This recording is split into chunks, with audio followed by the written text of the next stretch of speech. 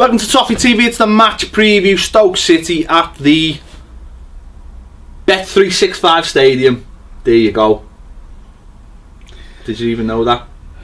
It's going to call the Victoria ground. Yeah. It's not. What? Bet. And oddly enough, who owns Bet365? Don't know it. The people who own Stoke. Do they? There you go. See, people having a go with us for our USM, innit? Yeah, people having a go with us for our USM thing and all that. Not that. I'm just saying. Just saying. Well, that's what ours will be called. The USM Bramley Moor dock on the waterfront where the small ships play. That's it. That's Stadium. it. Overlooking the tobacco warehouses. On the way to Rill. That's the full name. Stadium. We'll just right. Obviously, no game this weekend. It seems ages ago since we played Crystal Palace, but sort of good in a way as well. Just carry on that feeling. Lovely. Not having to worry about it. But tough game this. Obviously, Stoke decent form recently, certainly in the last month. They've strengthened, and it'll be an interesting one because it's going to be a different team, different style, but again a big chance to get 3 points. I think it's definitely winnable. It's one of those. I know every game's winnable, but it's one that you put in the category where you think we're confident to go there and get a result. It's always tough there, isn't it? We went there and won on a Wednesday night. On a Wednesday if it's wet. And windy. Windy. Ronald said today. Windy. It could be windy. You know, we know that teams from Merseyside don't like playing when it's windy. That's it, yeah. Or size listening. It's always a tough game. You know, we won probably our best away performance last season was at Stoke. We won 3-0. Yeah. Down there, and beat them in a tight game at Goodison, didn't we? Had a Baines penalty that went in off Gibbon's head. Yeah. You know, and Stecklenberg had to make an important save late on in that, so it will be a tough game. But like you say, it's one you look at and think we can win this. You know, I mean, said before the Palace game when we done the preview, we could get 4 of the next 6 away from home. That'd give us a nice little boost going into Bournemouth. But we've beat Palace, and comfortably beat them in terms of the way the game was. And you look now and think, if we could beat these going into Bournemouth at home on Saturday, you know, we're being greedy now, aren't we? So, you know, we said once with 4, but now we've got 3. We're like, no, well, we want the other 3 now, because I'm not saying there's that demand or that expectation. I don't think there's those 2 yet. But if we were to get 3 points, it would just keep that run going. And you look at it now, and we're trying to think positively as we can, and we're looking at it and going, okay, we've got no FA Cup. We know that, we've put that to bed. We're looking up. We're looking to see if we can catch the top 6. Realistically, it's going to be tough. We have to win these games. But you look at someone like a Stoke game, you think, well, hang on. If Stoke was to beat us, then we have to look over looking over our shoulder a little bit. And that's the last thing we want to be doing. We want to be looking up without that fear of those other teams around. Let's not be stupid. We're not going to go the rest of the season without getting beat, of course. We're not. We're gonna lose games. That's football, of course. Everyone loses games. But at the pivotal moments in the season, that's when you don't want to be losing games. And I think this is one of those games as well where you look at it and think, we get 3 points here. If we could get 3 points, and we go into the Bournemouth game, we look at the fixtures ahead and think we've got winnable games coming up. This one again is one of those. I wouldn't call it banana skin because I think Stoke are better than that. They're not a banana skin. They're a good side. He's building he's trying to get together a good side. It is a tough game, but if we can get through it, then it does start to open up a little bit, and you think we can go on a really good run here. Yeah, I mean, the Evertonian in you always has that caution that we don't go on and win game after game after game. It's just something we're not great at, isn't it? You know, and you look at this. I always feel, you know, you look at that game on Wednesday, I'll be thinking when it kicks off, we beat these. I'm looking at it now, probably a little bit calmer, thinking, well, a draw, because these are the tough side. A draw isn't the end of the world, and it keeps that momentum going. You know, like you say, the 4 from 6. But I think now that we've reduced the gap on the top 6 to 5 points, you know, when Manchester United were a worldie away from losing the game. You know, Rooney rescued them at Stoke the last time out. You know, Stoke were unlucky not to hang on there. You know, you're looking at it there thinking, if we were to win this game going into Bournemouth at the weekend, that's going to be asking questions of other teams. Because that top 6 are looking go Stoke, Everton, not too far away from each other, and I think these are 9th, aren't they, in the table. You know, United will be looking at them if they're looking at us, but if they were to look at us because we're closing, they go, well, that's a game, potentially a draw, or you know, Stoke can win that, and then if they can win their home game or whatever, or whoever they're playing, you know, can put that gap back. But I think you're right, it's the other way as well. It's the other way. We want to try and establish a gap below us, so that even if we do lose the game, like you said, which we will do, we will lose games, of course we will, it doesn't impact it too much. Whereas if everything gets bunched up, one defeat means all of a sudden you're dropping down a couple of places and you're trying to fight to get back up. And I suppose if Everton to go and win this game, then that would put a lot of question marks to bed, I think, because I think people would think, hang on, they've just gone to they beat City at home, which was a great result, but they've gone to Palace and Stoke and won. You know, has this team really turned the corner? And I suppose just the last bit of that is, you look at the bench now and you can see a real strong bench there, you know, which we haven't always had in the past. Definitely. I think you're right what you're saying, because I think I was thinking something over the weekend, and I was thinking about games and thinking I was thinking, if you're a team in the top 4, you must never ever worry or perceive to be worried about going to certain places. And wouldn't it be great to have that mindset where you're rubbing your hands going there this week, and if that team turns you over, it is a shock. Do you know what I mean? Like you got, because we are now, we're looking at this game and thinking it's a 50-50, and we're not saying we're massively better than Stoke, but we want to be in a position where we look at it and go, we should win this game, and if we get beat, then it should be like an absolute, like a surprise, mental breakdown. That you know, that's what it should almost be like. Yeah, like it's a surprise. Is that there though with the likes of Stoke? I would get that. I'd say, you know, you go down, I suppose, if you went to Sunderland and got beat, or I mean, if you know, Liverpool were flying the other week, last week, Swansea went to Anfield, bottom of the league, and beat them. That was like, oh my God, how did Swansea win? But I think in the Premier League now, there are a lot of teams who are strong anyway, so you get beat and go, it knocks your legs off, of course it does, because your momentum's there, but you'd look and go, like, okay, we've got to get back on the horse. But I know what you mean. It'd be lovely to have the squad to go to Stoke and be thinking, we should beat these. It's not even a fear thing, it's more just a expectation. You want to build that expectation where you feel like you can be confident going to these places, and it's not there yet. We've won a few games and it's great. Palace is another one of those games where we control the play, but it's also one of those games where it's like, it's very almost like sliding doors-ish. It's like, you know, if got Dan's head go, exactly, then it's the other way, isn't it? Then Crystal Palace then have rode out a game and took 3 points. Everton have controlled another game, and like we've seen in the past, but I also feel like, and maybe I've said this before, it's one of those games where you think, if Everton do win this, I think in the season you have those moments where there's the little markers, and last season it was the Bournemouth game when we drew 3-3. It was almost like if we'd won that game, if we'd kept control of that game when we were 2-0 up and gone through and won it comfortably, the season could have been really, really different, but we didn't. And the games ahead of that, we repeated that at Chelsea, exactly, but we repeated it loads of times, didn't we? Chelsea, you know, having leads in games that we threw away, and being up against Stoke when we was a Boxing Day, you know, and 28th, so when we had that lead and then we threw it away, we had the losing games. I think I've said this before, it's about building up a reputation, and again, we're nowhere there yet, but you've got to win games like this to get that reputation, that you go to places that teams almost feel like they're beaten straight away, so that, I've got so and so here this week, I'll be happy with a point this week, that they're saying that.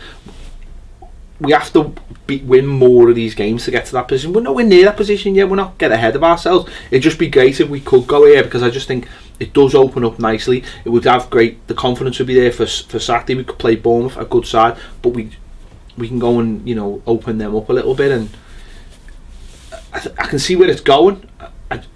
It'll just be one of the, I just hope we can go and do it at Stoke, as I say, on Wednesday, because for me that would be a massive sort of mental boost to the players, that their belief of where it's all going as well. I'm sure they know where it's all going, or think they know where it's going, but it gets all those doubts out of everyone's minds if you can go and get a result at a place like Stoke. Yeah, especially when you're chasing something down. I think if you're in the midst of something and everything's a couple of points here and there, this kind of game you can lose, and it doesn't have the implications. I think when you're chasing people, it's almost like a game where you think, well, we've got Spurs in a few weeks, and that might be a game too much for us at the moment. So, you're not saying you write it off, because you never would, but your attitude would be different in that. We'll go to try and keep it contained, try and keep it tight, see what we can get.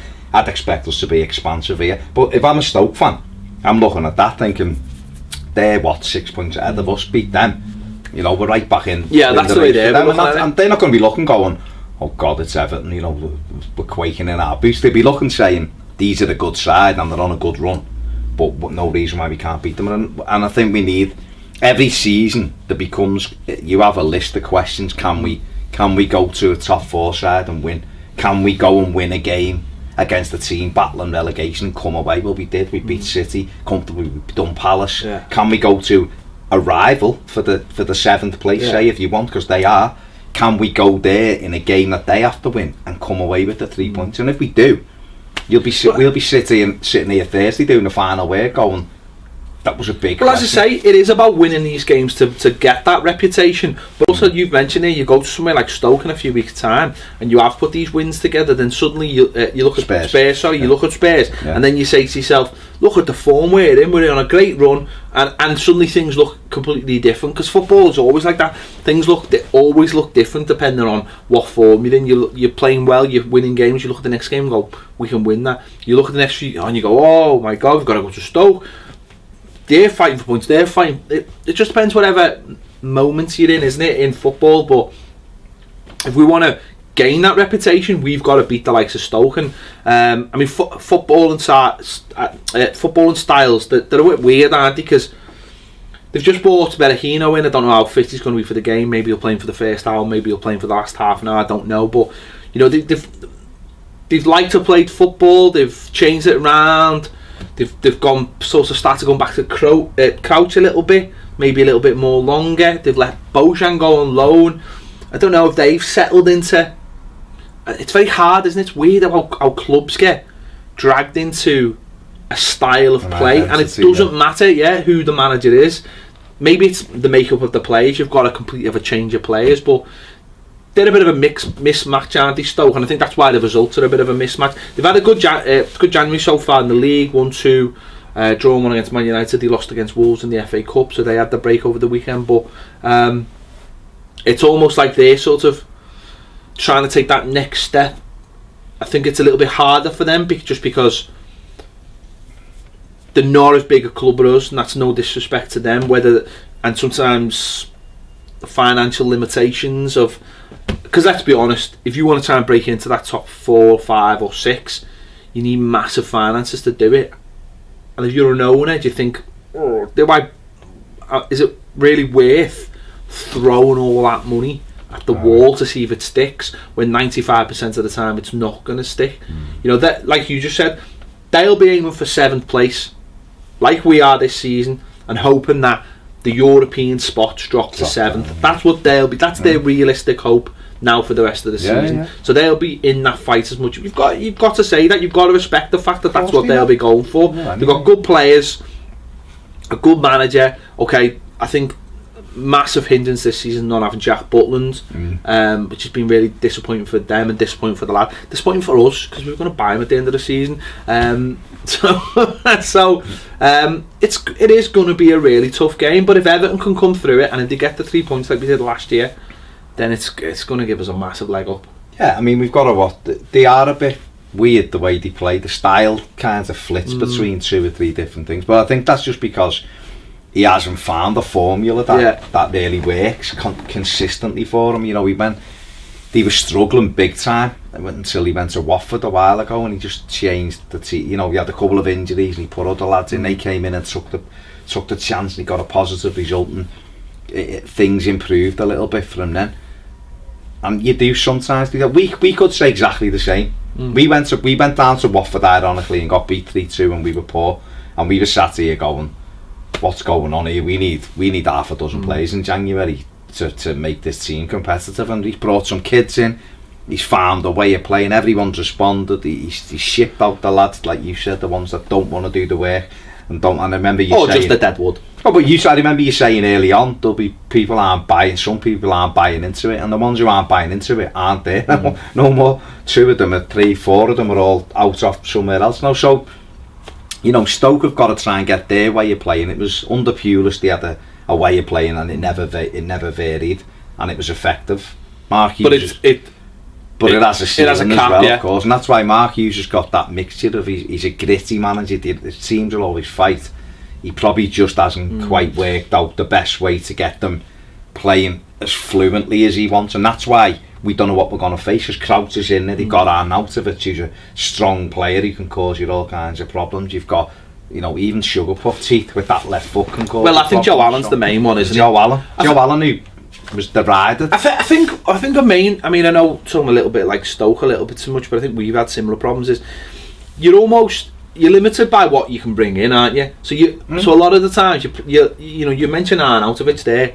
He can look like the best player in the world, but then looks awful, and that's why he isn't at a top club, because his levels drop. His level it flips and flops, and you find that a lot with players who play for those kind of teams, and us as well for the last few years. And also because now and again you get that chance to bring that one big player in. So like Bojan when he came in, and then Bojan started dictating the way Stoke were playing, and then Bojan's I can't say he was brilliant. Yeah, he broke his leg, and then he was out for a while. Then he come back and scored a cut, and you're going, he's ready again. Then the next minute he's out again. But the fact that he wasn't playing or wasn't playing well, whichever one it was, then dictates they can't go. Well, we've got X there. You know, you get some managers who go, come in this, and they go, I'm playing this way, but I've also got the money to go and buy the players that can play that way. Doesn't always work for the likes of Stoke.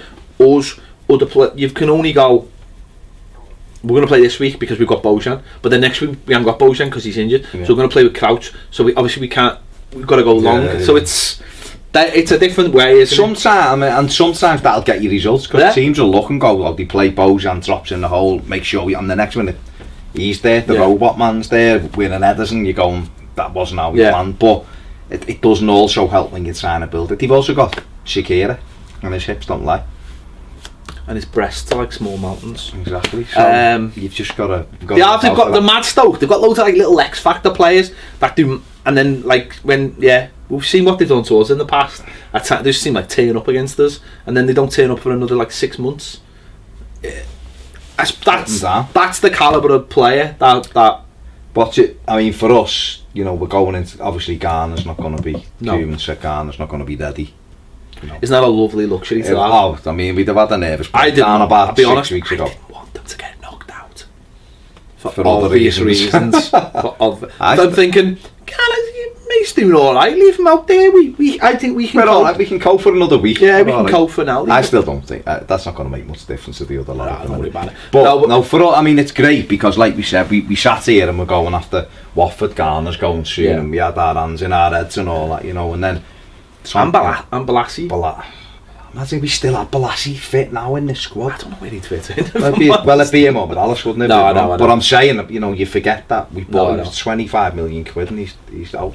But I just think the strength of our biggest strength, ironically now, is that middle of the park, and for years we're looking at going, it's only Barry and McCarthy. Now you look at it, and it's about 8, and you go, I don't know where people I don't know where, because we're sitting here and we're going, Morgana's back for the Bournemouth game.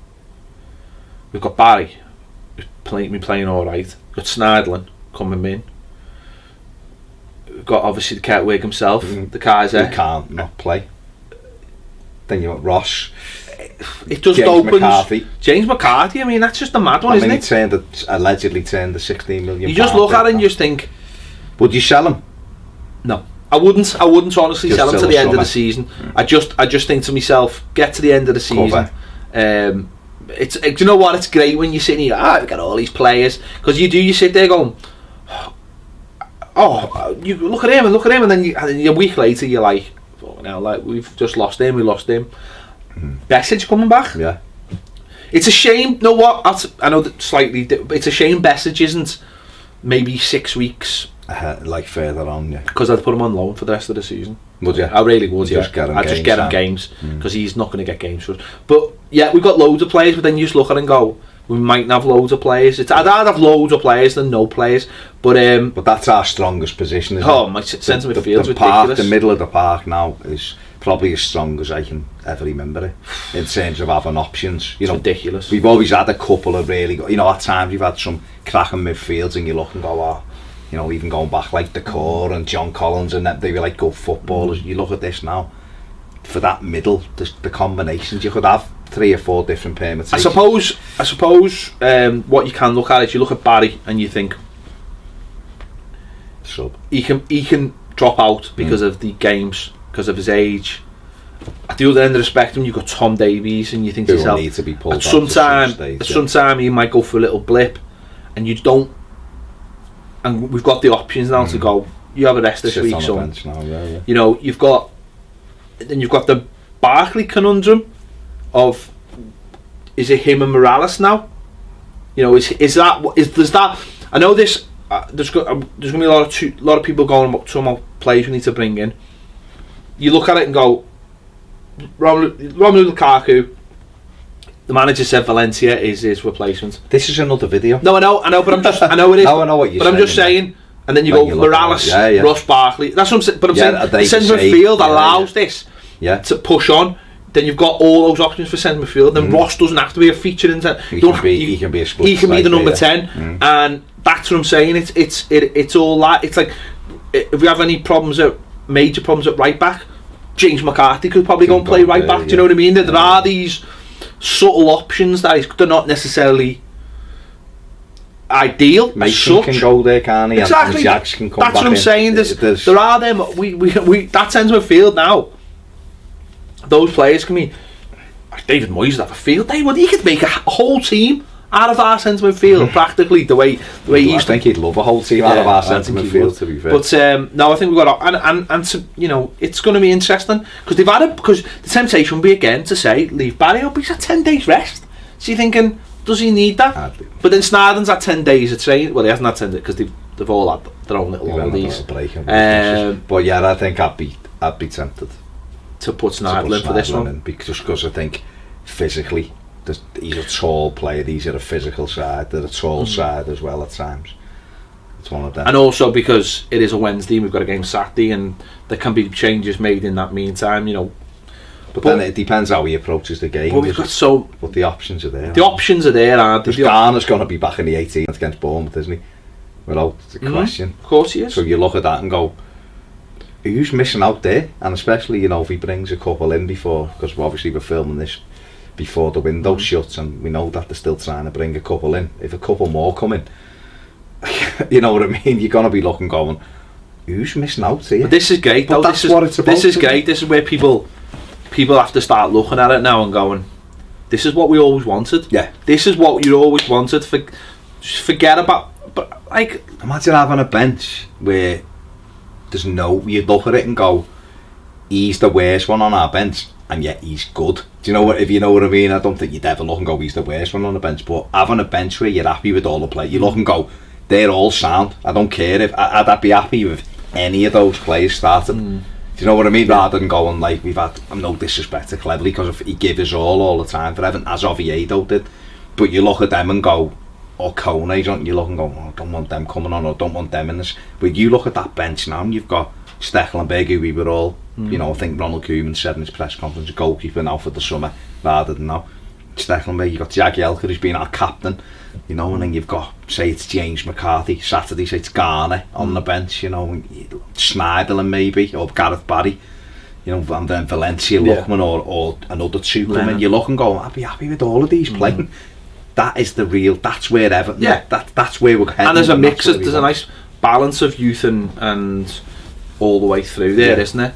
No, this is where, I mean, it'd only be Baxter really who'd be one on that bench before anyone else, wouldn't it? Don't get into the Baxter stuff. It's just, it is. It's everything in the last 7 to 8 weeks has really been turned on its head. Like it's clicked into. Yeah, I know. And as I say, the Watford game was a massive thing for us, where we can look at that and go, we know. Yeah, We know that was the day where, wasn't it? and it was, you know, said it loads of times. It was the circle of shite, wasn't it? Yeah. It was always the same. It was players coming in and out. But I think Delafeu, Morales, Cleverly. You look at it, and I think that day he did just go, right, enough. You've all had the chance now. Enough. Delafeu didn't start another league game.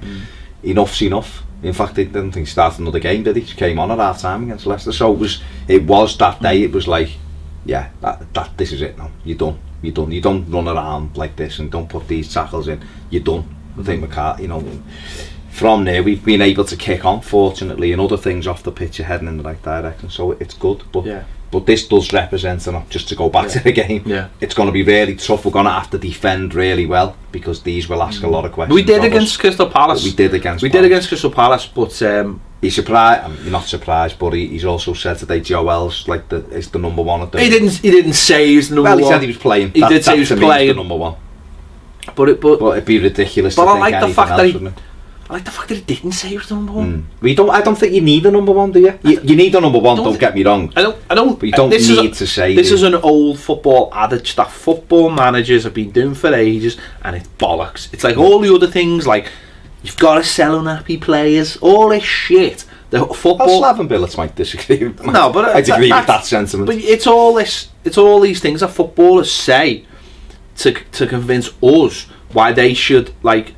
That they're always right, and then we can go, well, I can give you this list here that shows you that last season someone bid 40 million for John Stones, and this summer someone bid 50 million. So stop talking. But it was like when, without going off him, but Martinez, Tim Howard's been number one. And he put himself in a very, very small corner. He painted himself. It was ridiculous. He painted himself into this little corner, and that's the problem. Why do football managers do it to themselves? Why don't you just keep your options open and go, well, you know what? We'll see, because it's just mad. Remember when Klopp done it though, didn't he? For Liverpool, he said about Karius, and then the next one he had to backtrack and put him in your lane. You just go, like you just said. You just say. Like proposal exactly like he said at the moment. Why? Joel's playing well, keeping clean sheets. Why would they change it? Yeah. Why would you go? Listen, you're doing very, very well. Don't worry if you go tits up. Yeah. Because I've just said you're number one. Why don't you just go? Listen, he's playing very, very well. If it changes. But we've got a boss number two there, and let's just see what happens. It's like that at every other position. So why have football managers done this for years? Especially for if you look at the likes of United, you know De Gea is the number one, of course. You look at Tottenham, you know Lloris is the number one, don't you? But why are they number one? Because they're the best. Because they're the fucking best. No, but that's what I'm saying. Whereas I still think at the moment, even though Joel's been brilliant, I mean I'd rather have him than Stekelenburg. But you wouldn't look and go, he's miles better than him. But you look and go, they're decent goalies. So he's got the share till he cocks up. You've got to you've got to understand what the environment is. Yes, okay, now and again it's very clear that like Neville Southall is better than Fred Barber. We understand that. But then like look at someone like Alex Ferguson. 1991 FA Cup final? 90, sorry, yeah. 91 was at Tottenham. Yeah. Gaza. Was it? Yeah. Keeper has a terrible game. Jim Leighton has a shake. As a terrible game. Les Sealey comes in for the replay. Biggest game of the season. First Man United trophy that he'd won.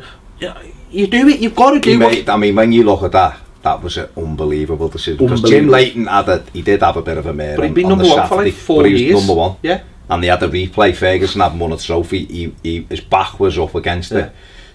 And he changes his goalkeeper for the replay. No one had heard of Sealey keeps it. No one had heard of Les Sealey before, and no one heard of Matt. Well, he did. He went to a few teams and made big mistakes. No, I don't understand. But that's good management. You don't go. If you've got two positions that are very close, just because only one of them can play, you go, well, he's playing this week, but let's just. It's not flip flopping. It's not lazy or being undecisive. It's just saying to your players, you go and play well, and that's it. You'll keep the shit. And it might, you know what, Joel might respond to that. And I think Joel, right? I think Joel. I know we're going slightly different here, but I think Joel has been told enough shit while he's been at this club. Probably, do you know what I mean? I think he's been He had it at Wigan as exactly. well, I think he's been hung out to dry, that kid. You know, especially the first season when he had those, which that was the end for me. He was brilliant for those 3 games, and he took him out. Second season, and then Howard throws one in against Chelsea, and I know people still tell me this day that he didn't, but he did. He threw one in the last minute. Flapped it. He flapped the first cross. Yeah, but anyway, so it's good that the manager is saying he's playing well. He's playing today. Let's see what happens. Yeah. But what he has done is said to the 2 goalkeepers, it's just used to this season and fight it out. Yeah, and that position's available. Just fight it out, and we'll see at the end of the season. That's great. I'm happy with that. No problems. I don't want this. He's my number 1, and he knows my number 1. He knows he's number 2. Because I'm thinking, what's that like to work for? It's probably about 30 grand. Yeah, that as well. Yeah.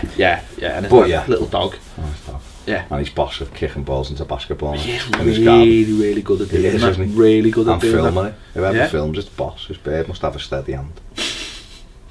That's it, we won't go any further than that. Right, that's been our preview, a little bit longer than we normally do, but we haven't got anything else to talk about. So, listen, we didn't... Other than the other 5 videos we're about we didn't start talking about, like, other things anyway, did we? No. We stayed on Everton. Yeah. Not points, just Everton. So...